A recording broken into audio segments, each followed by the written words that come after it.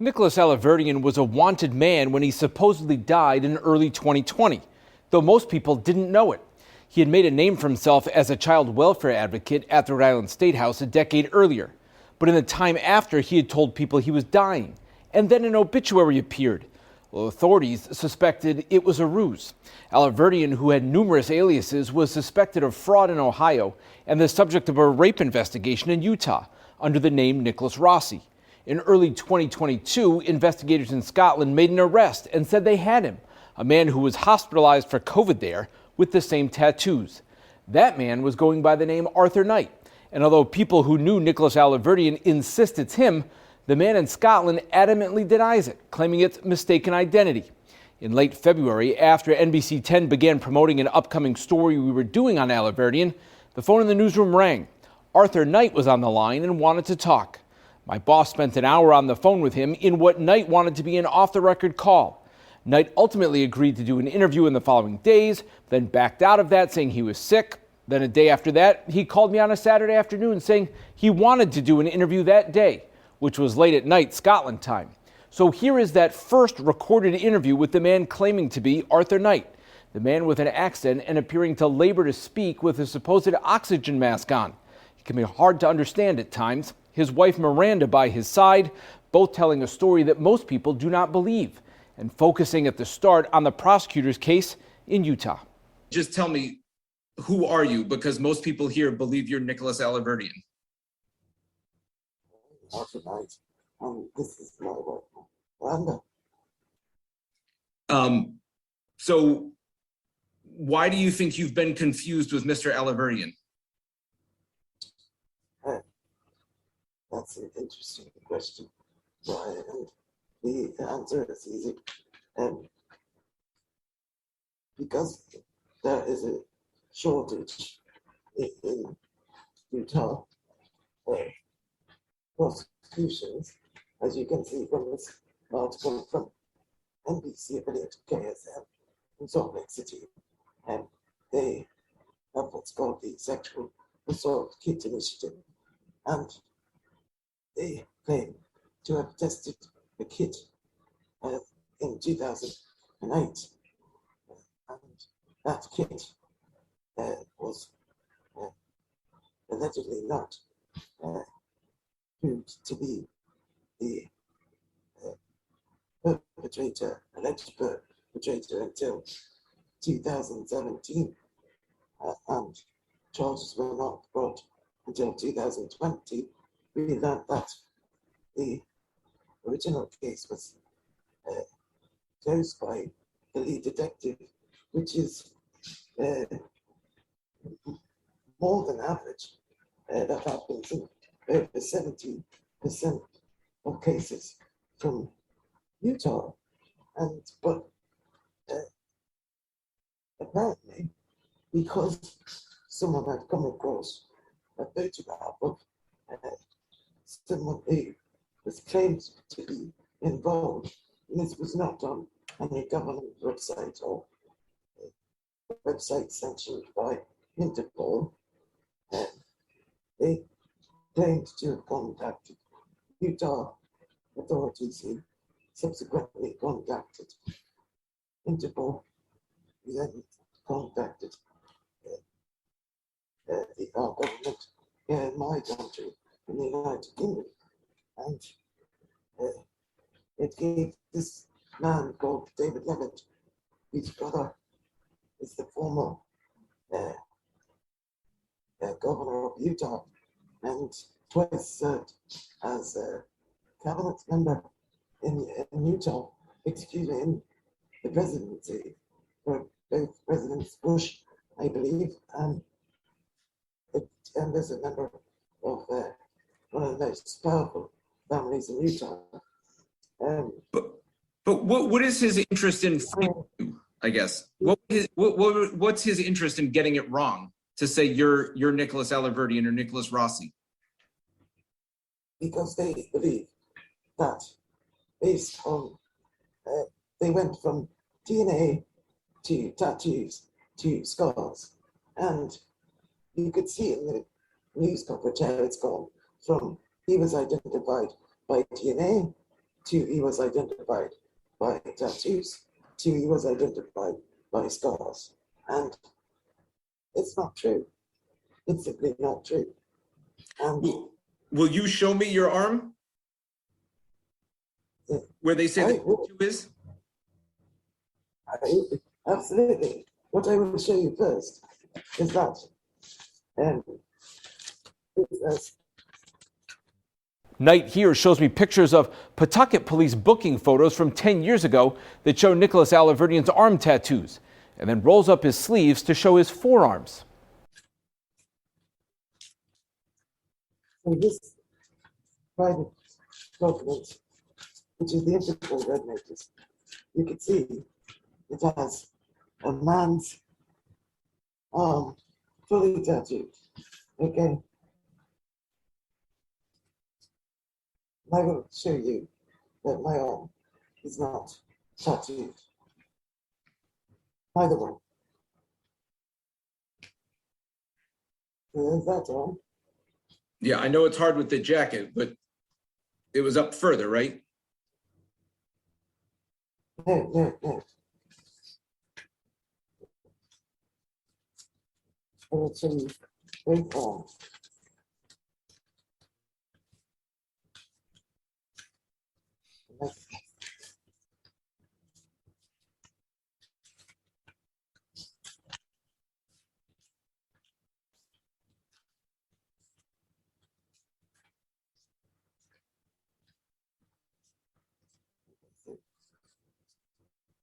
This is tattoo. Right? So, okay, that's one. Okay.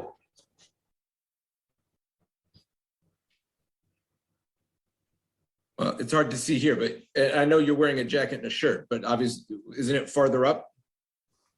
No, I just showed it. So I think Arthur's trying to show you. Shall I show? So, I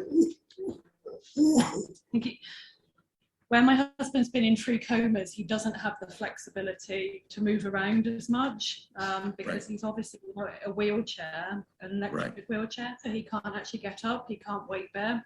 So what he's trying to show is that there's a photograph which actually shows that the person has a full sleeve. So it's a full sleeve, which obviously means A full sleeve tattoo. So tattoos, they don't get that. And nothing on the other arm?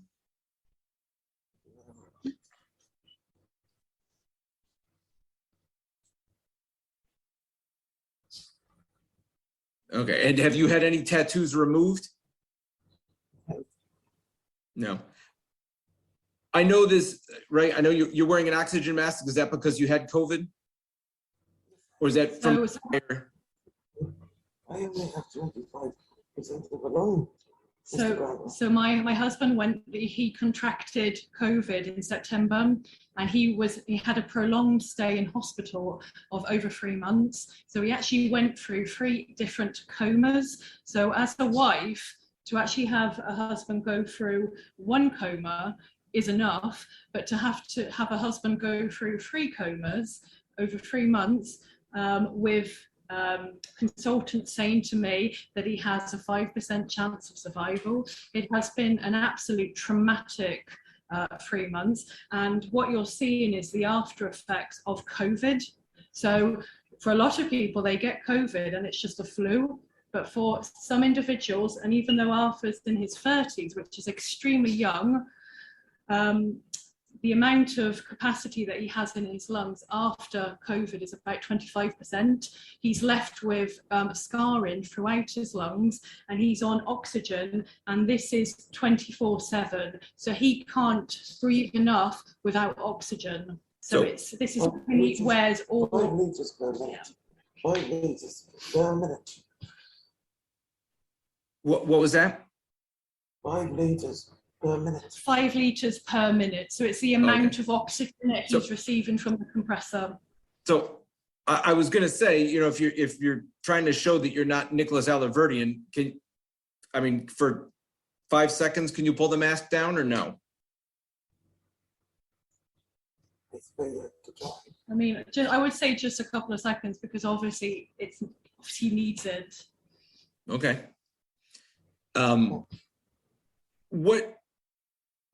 I just want to be clear. So you are not Nicholas Alahverdian. And what do you say to people who think you are Nicholas Alahverdian, a Rhode Islander who faked his own death to flee prosecution? They're reading the bloody red dots. I'm sorry, what was that? They're reading the red dots. So Arthur is saying they are reading the red tops, as in the newspapers, the red tops Right. newspapers, Tabloids. tabloids. Have you ever been to Rhode Island? I've never been to the United States in the whole of my entire life. Okay. Here, I asked Knight about court documents he had sent me from Alahverdian's court cases. You mentioned the documents that you gave us, and you're concerned about the documents, but you said those were confidential and sealed, but that's somebody else's case. How do you have the documents to Nicholas Alahverdian if you're not him? Yeah. Which documents? You said the ones you sent me that you then said you thought should not be on the website because they were from his case, the second offender case, and that they were sealed.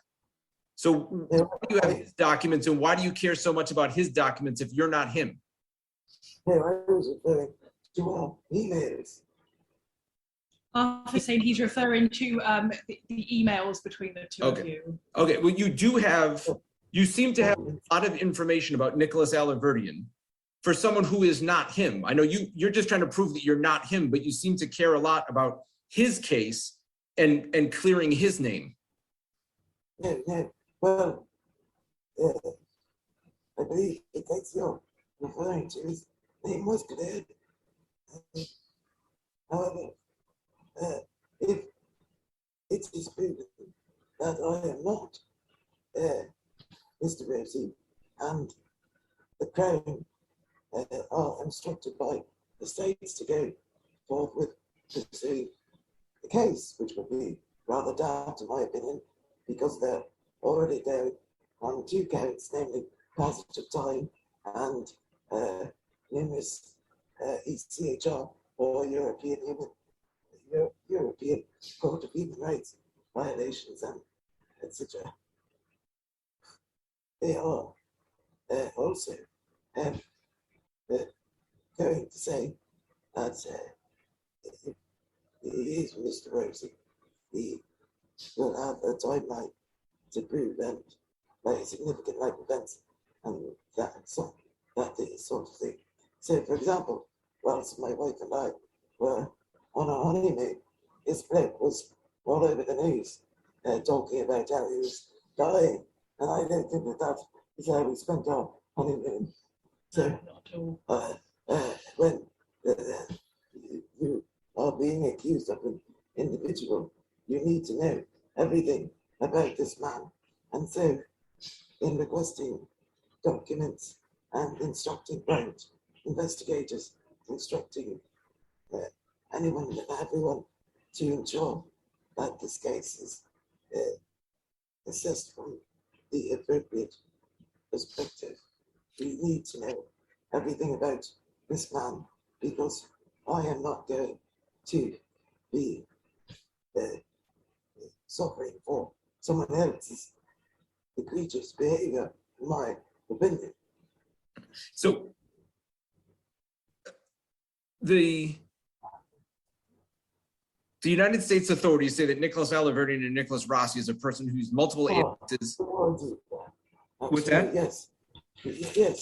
That's a very good point, because everyone says that 16 aliases, and most of the research was actually done for me, because I have all of it here in this document, in these documents. But as you can see, all of the aliases are typos of either Nicholas Alahverdian or Nicholas Alahverdian Rosie. So you can see that, and it's very unfortunate, because if I'm walking around with 16 aliases, then I certainly have a lot of explaining to do. When one man calls me John, and another man calls me Pete, and another man calls me Arthur, all on the same road, whilst I'm walking down the road with my mate. So, but again, the American authorities say Nicholas Alahverdian, Nicholas Rossi is a person who's multiple aliases, was a liar, a manipulator, and was very savvy at hiding himself. So why shouldn't I believe that you're just doing that again? Because we also have in our possession a letter from Mr. Alahverdian that was given to us by the United States authorities that claims that, or that states that he has the intention to move overseas and is doing that for his future and his safety. And he, as for the aliases, you have an alias of Alahverdian, full name N.I., Alahverdian Rosie, full name Nicholas, family name Rosie, full name Nicholas Edward, family name Rosie, full name Nicholas Alahverdian, family name Rosie, full name Nicholas E, family name Rosie, full name Nicholas, family name Alan, full name Nick, family name Rosie, full name Nicholas, family name Rosie, full name Nicholas. And now, I guess my question is, why shouldn't I believe that you're him? you can believe whatever you like. I'm just telling you what I know. Yeah. So you don't know before this week, did you know who I was? I haven't a clue. Now, have you ever heard the name Parker Gavigan before this week? I saw it in your video last 2 days ago. No, Parker Gavigan 2 days ago. was I heard in that video. what's that? After saying you saw it in your video. Of the Oh, name. okay. He's so right. Okay, but you're saying you didn't know who he was. You've never conversed with him before. Well, you've never conversed with him, is what you're saying. Who is he? So he's another reporter at our station. I've never had any dealings with anyone So- in the United States. Have you read anything that the Providence Journal has reported in recent weeks? That they interviewed people around Glasgow who said that your story changed? Well, You were and where you were from? It's Glasgow. It's Glasgow. Yeah, have you read their stories though about how people in the neighborhood said your story had changed, that you first said you were an American? I doubt that story exists, but if you provide me with a story, I'd be happy to confront that report because it doesn't exist.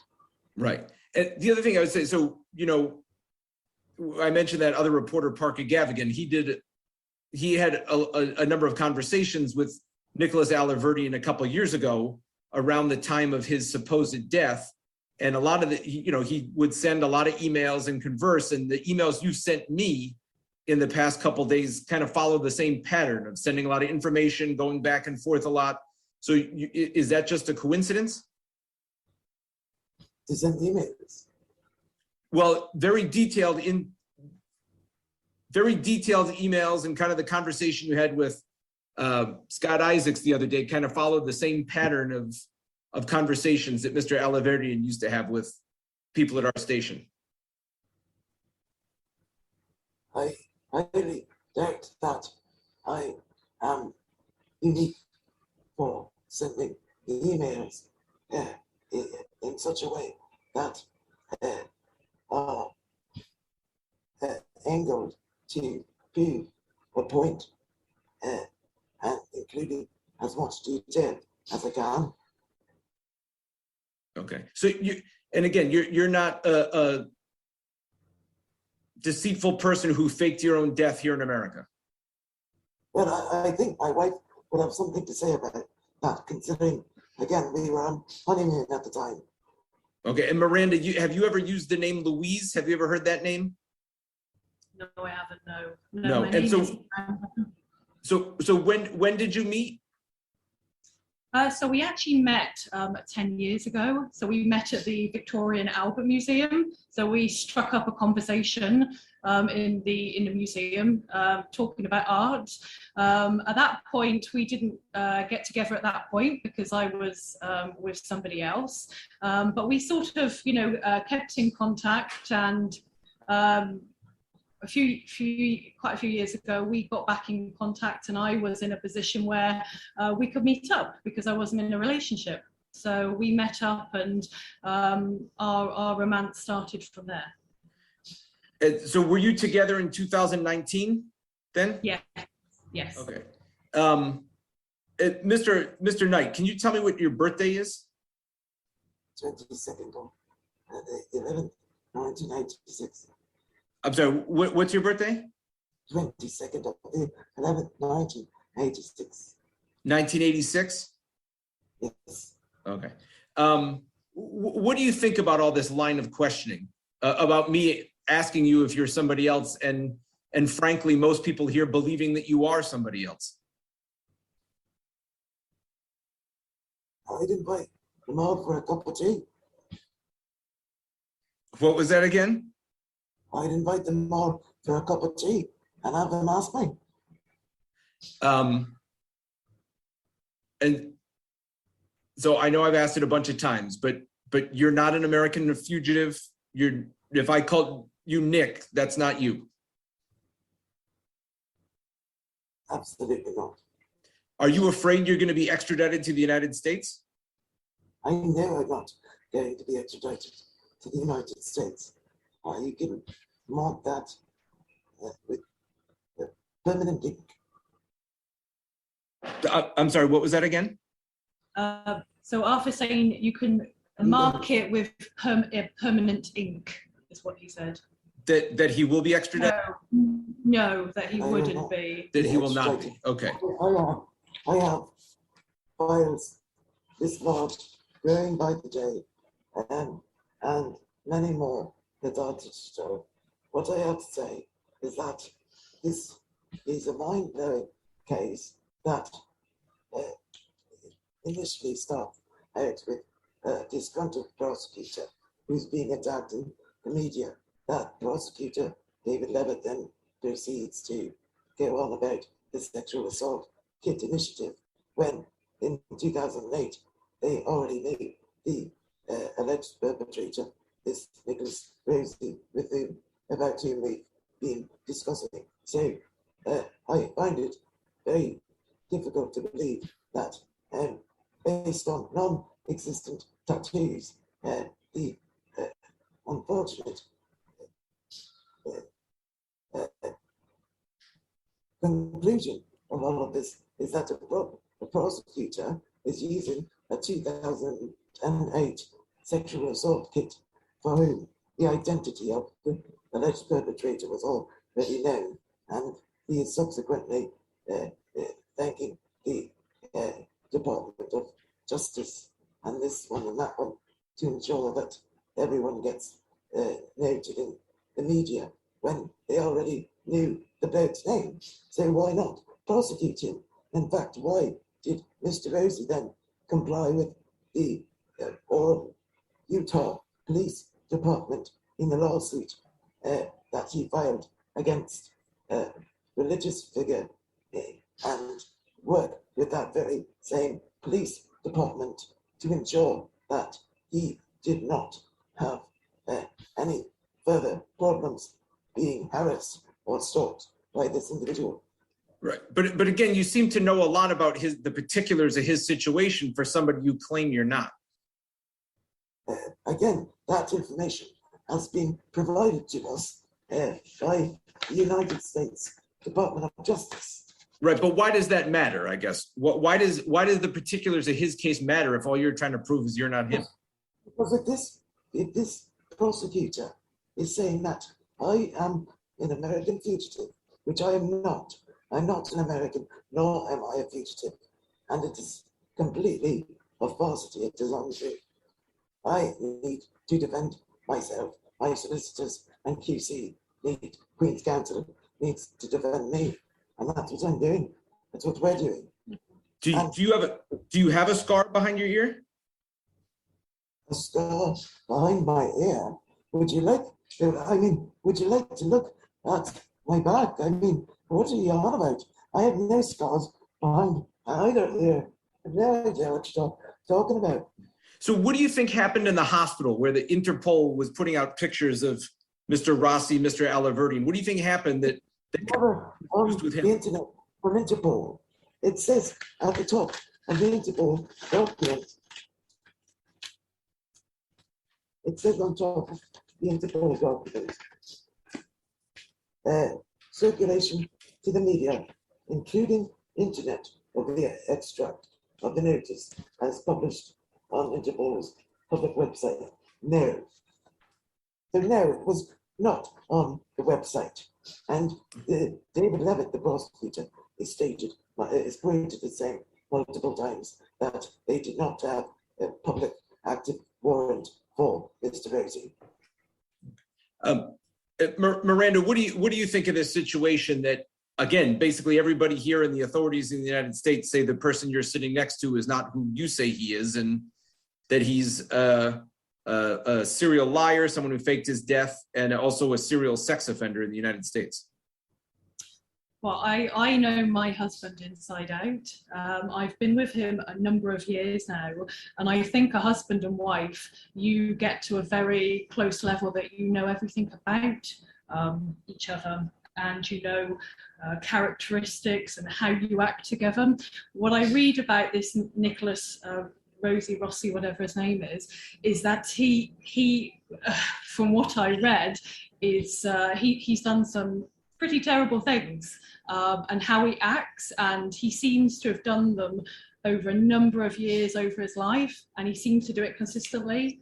So since my husband and I have been together, he has been a gentleman, he has been kind, you know, he doesn't show any characteristics which frighten me, make me feel uncomfortable. I'm a pretty strong woman, and, you know, I've been through, you know, different long-term relationships in my life, and I know what to look for. And I think when you make that decision to marry someone, you have to make sure that you know that person inside out.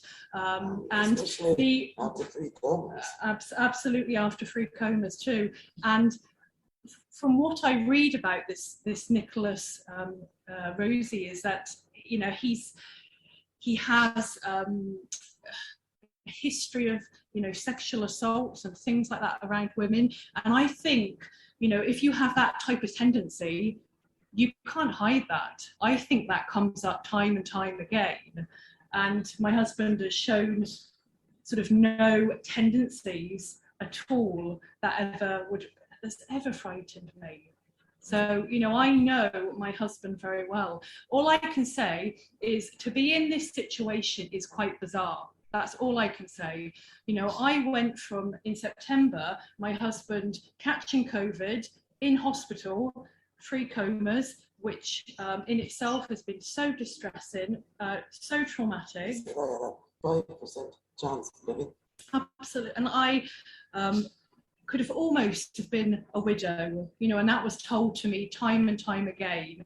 And the sheer number of times that he went on a ventilator meant that his survival rate was just going down and down and down. So to come out of that and for my husband to be a COVID survivor, to then be met with this bizarre story, this international story, which is pretty crazy. We're just a normal couple, average couple with 2 dogs, you know, doing very normal things in our lives. And to be in this media storm is pretty horrendous. And to have press at your door, really scared to go out for a pint of milk, and you know, because of the press intrusion, it's been very, very hard.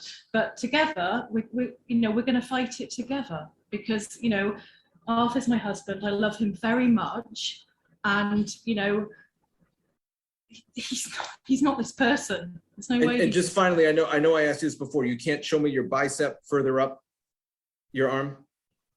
Not at the moment, but and then at a later date, where I get email you photos or show them to you live, if you're into that sort of thing. What was that? I'm sorry. I said I can email you photos later on, or I can show them to you live if you're into that sort of thing. Okay, so you can't write. You can't. You're saying you're not going to roll up your sleeve to show me right now. I'm saying I can show you live if you're into that sort of thing. Ugh. Or I can email you photographs later. It's up to yourself. Well, if you can do it now, sure.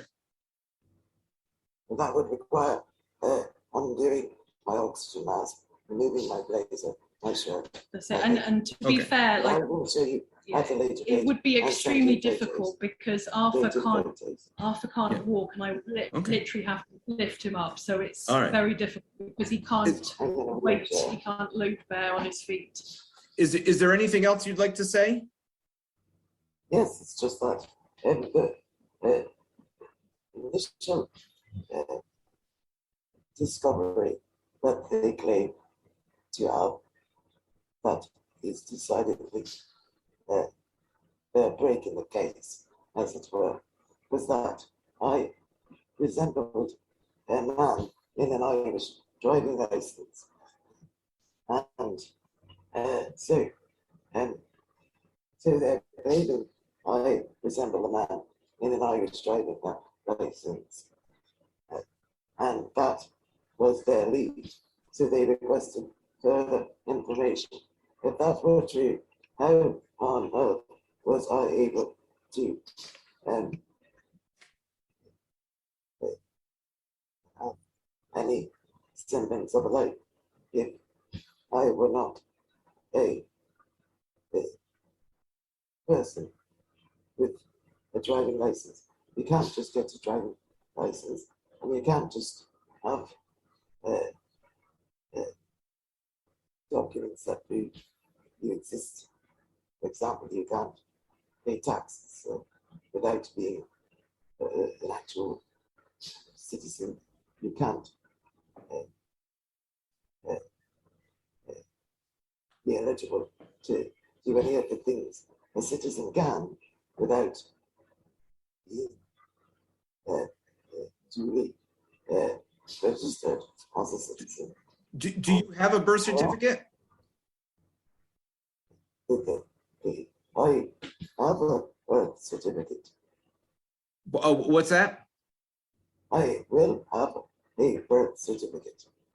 Okay. All right. Well, I appreciate the time. I know it's been a long time. So I appreciate the time. And again, I'll just ask one more time. Are you Nicholas Alahverdian? Again, if anyone thinks that I am this chap and they have all of these questions for him, I would love to have him over for a cup of tea. But I am not. I am off at night. I am married to my beautiful wife, Miranda, for over 2 years now, and we're in love. And I don't understand why this happened to us. When ironically we moved here for her promotion and for progress in my life as well. And it's been heartbreaking for us. It's been heartbreaking for our family. And to go from 3 comas and a 5% chance of survival, being admitted to hospital in mid-September, telling the police who didn't really do anything. The PCs I spoke to did not even produce CCTV when the employees claimed that the chap who called on me 4 times and gave me COVID, that's how I caught COVID, because I was coughed on by a pub owner 4 times, who should have been self-isolated. He came over to me, asked, "Do I offend you?" I said, "No, but I believe I need to get down to my wife." And he eventually called on me 4 times, and decidedly I went home and said I may have COVID. We phoned the paramedics and the police. I had COVID. I was admitted, and then after 3 months and 3 comas, I was met with the suspicion that I am Nicholas Rosie. In my opinion, this would be more entertaining as a film noir in the 40s than it would be in the 21st century, because after 3 months in a coma and 3 months in hospital, and knowing that I am doing the right thing by living my life in the way that I lived it, alongside my wife, who is my rock and my foundation. It is essential that I keep on doing so, as if I were not to do so, it would discourage others in similar situations. And incidentally, when any man is deprived of his own rights, any man or woman, then all men and women are deprived of rights. That is the threat. And I'm paraphrasing one of your presidents, John F. Kennedy, there. And that's where I'll leave it. Okay. Well, thank you, Arthur and Miranda. I appreciate the time. I'll stop It's been a pleasure. Thank you, Brian. The man claiming to be Arthur Knight has had multiple court appearances in Scotland over the last few months, with some delays after he claimed an illness. Then he was arrested again on allegations of being aggressive and threatening toward hospital staff while he was being treated for his supposed illness in July, all leading up to an extradition hearing on sending him to Utah to face the charges there. Now, before Nicholas Alahverdian was an international fugitive, he had made friends with politicians at the Rhode Island State House years earlier. We'll talk to a lawmaker who almost adopted the teenage State House page, but then had a falling out with Alahverdian over the years that followed. That's on our next episode of NBC 10 True Crime International Mystery.